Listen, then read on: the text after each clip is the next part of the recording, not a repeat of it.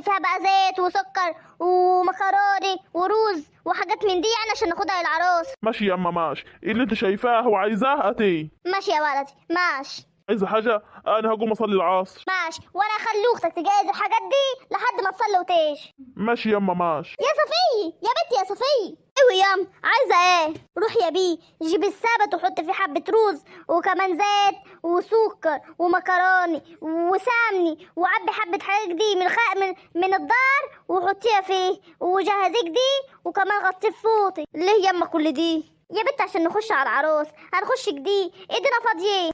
ايوه بصحيح، هي دي العيب. خلاص ماشي يام، روحي اعملي اللي قلتلك عليه يلا. ماشي يام زي ما قلتلي. ام هنيه جايه معانا بتقول لما نشوف اللي هيحصل، مع اني مش شايفه بصراحه انها تيجي. بشوقها يا اختي براحتها. واحنا يما رايحين نعمل ايه؟ يعني هنقرا الفاتحه ولا هنعمل ايه؟ هنقرا الفاتحه وانا جايبه حته دبلك دي هيلبسها